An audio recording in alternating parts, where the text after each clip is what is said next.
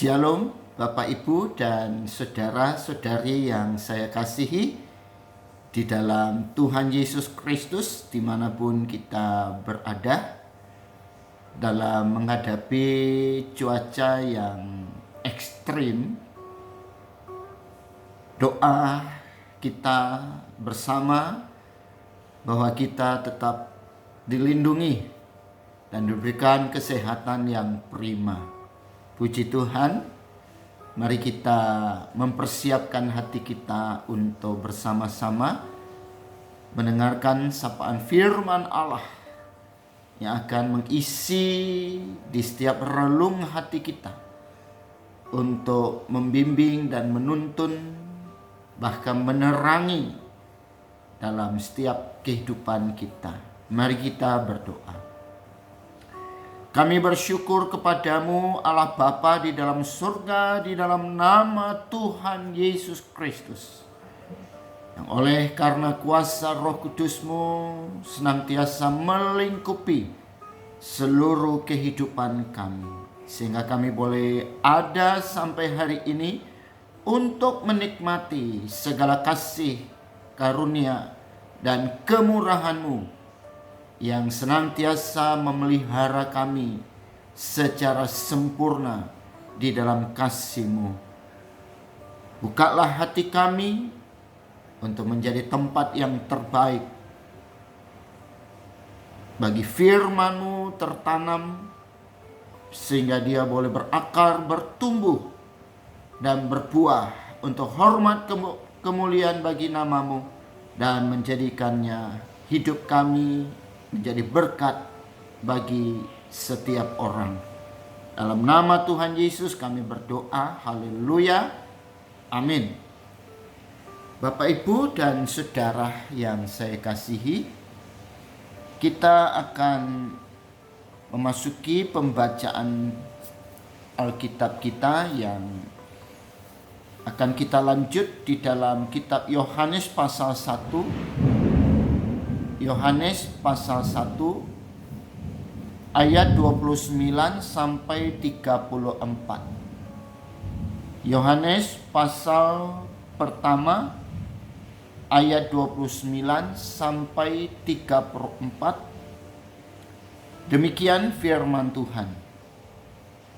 Pada keesokan harinya, Yohanes melihat Yesus datang kepadanya, dan ia berkata, "Lihatlah anak domba Allah yang menghapus dosa manusia.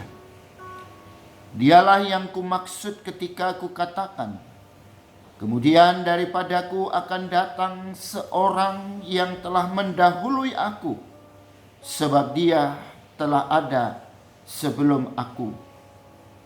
Dan aku sendiri pun mula-mula tidak mengenal dia.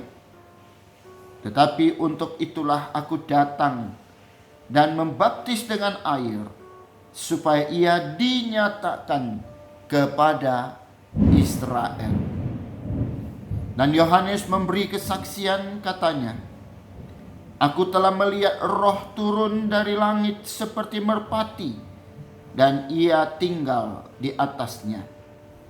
Dan aku pun tidak mengenalnya, tetapi dia yang mengutus aku untuk membaptis dengan air telah berfirman kepadaku, jikalau engkau melihat Roh itu turun ke atas seseorang dan tinggal di atasnya, dialah itu yang akan membaptis dengan Roh Kudus. Dan aku telah melihatnya dan memberi kesaksian, inilah anak Allah." Bapak, Ibu, dan saudara, kita masih ada dalam kesempatan Paskah. Nah, sebentar lagi kita akan memperingati kenaikan Tuhan Yesus ke surga. Lantas setelah itu kita akan merayakan hari Pentakosta, yaitu pencurahan Roh Kudus bagi setiap orang yang percaya kepada Yesus Kristus sebagai Tuhan dan Juru Selamat. Bahkan Roh Kudus inilah yang bekerja untuk meyakinkan setiap hati kita untuk percaya sepenuh kepada Yesus Kristus. Nah, dalam Perjanjian Lama, ya, kalau kita pelajari Perjanjian Lama, memang ada istilah korban, ya, korban. Tapi saat ini mungkin lebih tepat kalau kita pakai istilah kurban, ya. Nah, karena kalau dikatakan korban itu agak luas. Ya, kalau korban itu ya bisa korban kecelakaan lalu lintas, ya, dan sebagainya, ya. Korban pembunuhan. Tapi kalau kurban, ya, berarti sesuatu yang dipersembahkan. Ya. Nah, jadi di dalam tradisi, ya, Perjanjian Lama, Taurat, itu ada istilah pengorbanan, ya, anak domba yang memiliki kedudukan penting karena sebagai simbol, ya, penebusan. Ya. Nah, dan saudara-saudara kita juga sampai hari ini merayakan itu, ya, hari raya kurban. Ya, jadi dalam kehidupan rohani, khususnya bagi orang Yahudi, itu ada, ya, upacara kurban, ya. Dan khususnya kurban penghapusan dosa. Ya. Namun di dalam Perjanjian Baru, ya, di dalam Perjanjian Baru juga muncul istilah, ya, yang dimaksud di dalam Perjanjian Lama. Tapi kalau Perjanjian Lama itu hanya sifatnya simbol, ya, gambaran, ya, maka di dalam Perjanjian Baru itu adalah realita atau kenyataan, ya, di mana dalam Perjanjian Baru istilah anak domba itu tidak lagi menunjuk kepada anak domba dalam pengertian secara harfiah, ya, atau anak domba dalam arti hewan, ya. Tetapi istilah anak domba dalam Perjanjian Baru itu adalah istilah yang dikenakan kepada Yesus Kristus sebagai kurban, ya, penebus dosa. Dan itu sudah dikerjakan secara sempurna tentunya di dalam peristiwa Jumat Agung. Nah, di tengah-tengah berbagai pertanyaan tentang siapakah Yohanes Pembaptis itu, maka pada saat Kristus datang menjumpai Yohanes Pembaptis, pada kesempatan itu dia mengalihkan perhatian orang-orang terhadap dirinya dengan mengatakan, lihatlah anak domba Allah yang menghapus dosa dunia. Jadi Yohanes Pembaptis sedang memberikan konfirmasi nubuatan yang ada di dalam Perjanjian Lama tentang anak domba yang sesungguhnya. Jadi bukan simbolik, bukan sekedar ritual, tapi secara fakta, ya. Nah, tentu tidak ada sesuatu yang direkayasa di sini. Ya, jadi tidak ada sebuah peristiwa yang diatur. Ya. Karena memang Yesus sudah ada sejak mulanya, bahkan sebelum Yohanes ada, sebelum dunia dan segala isinya ada, Yesus sudah ada. Karena dia ada Allah. Nah, artinya bahwa segala kebenaran yang disampaikan Yohanes Pembaptis itu murni. Ya, murni adalah firman yang menyatakan kehendak Allah.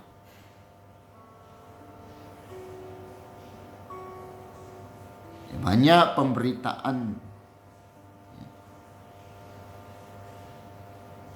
yang direkayasa sedemikian rupa sehingga keluar dari firman yang tertulis di dalam Alkitab. Nah, Yesus adalah anak domba yang disediakan dan disiapkan Allah untuk menggantikan kita, orang-orang berdosa. Karena sesungguh-sungguhnya mestinya kita lah yang akan dihukum. Jadi Allah mengorbankan anaknya sendiri, yang adalah dirinya sendiri, demi penebusan bagi kita orang-orang berdosa.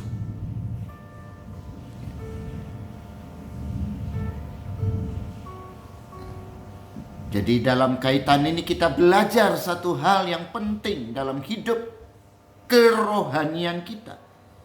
Ya, bahwa Kristus taat karena Dia mengasihi kita. Ya, Ia taat sampai akhirnya, mati tersalib. Nah, kita yang mengatakan bahwa aku mengasihi Allah, sejauh mana kita menaati firman-Nya?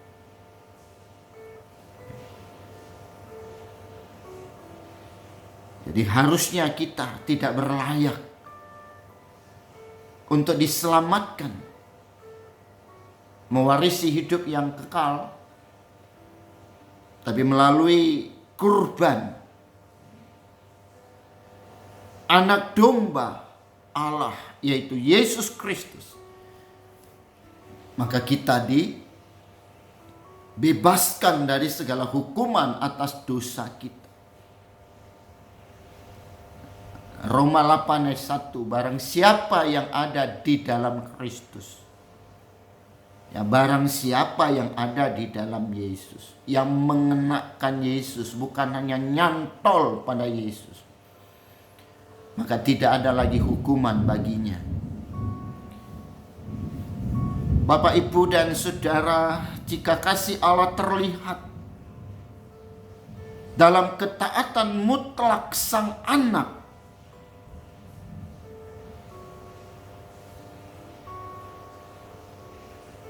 dalam kehidupan kita sebagai orang Kristen, apa yang telah kita kurbankan bagi Tuhan dan sesama,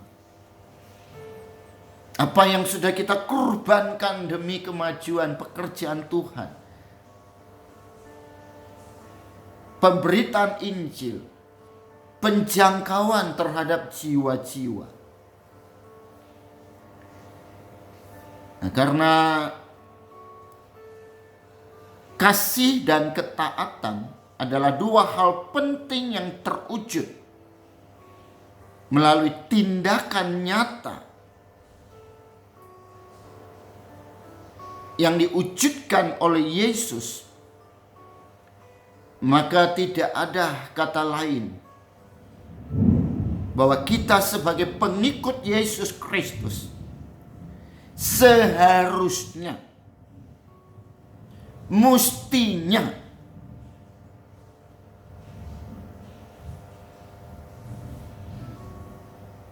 meneladani apa yang telah dilakukan oleh Kristus secara konkret dalam kehidupan kita. Nah, kehadiran Tuhan Yesus menjadi manusia yang merupakan wujud dari kasih dan kepedulian Allah terhadap kita sebagai orang-orang berdosa, seharusnya membuat kita merasa layak dibinasakan Allah.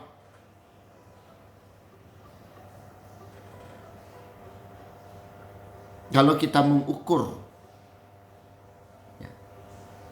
apa yang kita lakukan dalam hidup kekristenan kita. Karena itu marilah kita belajar peduli kepada sesama yang masih terus-menerus hidup dalam dosa.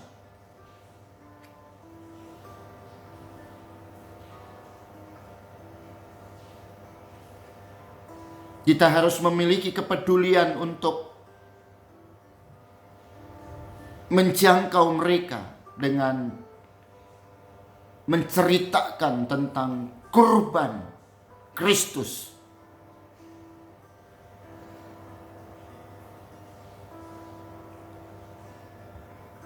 Mari kita menjadi orang Kristen yang senang bercerita tentang Yesus. Jangan menjadi orang Kristen yang senang bercerita tentang kesalahan orang lain.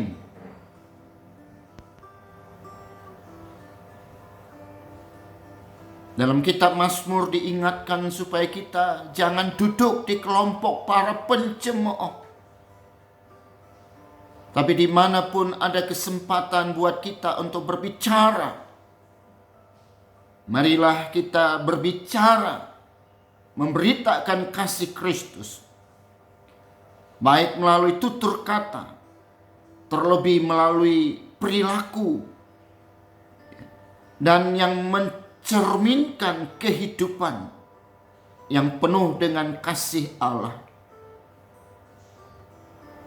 Jadi, untuk hidup dalam kasih dan ketaatan dibutuhkan pengorbanan. Dan itulah yang dilakukan oleh Yesus untuk menjadi teladan buat kita sebagai para pengikutnya.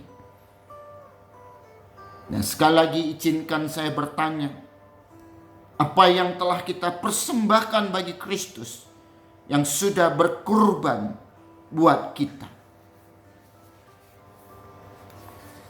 Bisa jadi kita harus mengorbankan perasaan kita, bukan cuma sekedar berkorban dalam hal materi. Tapi percayalah, apapun yang kita korbankan, tiada yang menjadi sia-sia. Karena Tuhanlah yang akan membalaskan semua yang kita telah persembahkan baginya. Karena Dia Allah yang tidak pernah mengabaikan apapun juga yang kita sudah kerjakan untuk hormat dan kemuliaan bagi namanya. Puji Tuhan. Terima kasih Bapa yang baik. Ketika kami mengingat betapa besar kasih-Mu yang telah mengorbankan diri-Mu hingga mati tersalib di bukit Golgota. Sungguh kami merasa tidak berlayak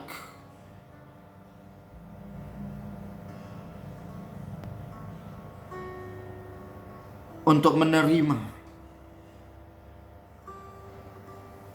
apa yang Tuhan telah kerjakan.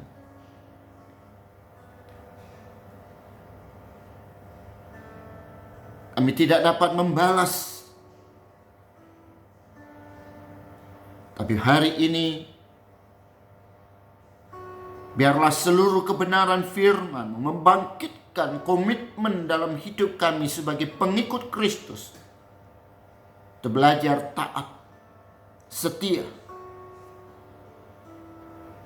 untuk mengerjakan apa yang menjadi kehendak-Mu, dan menyalipkan segala keinginan daging,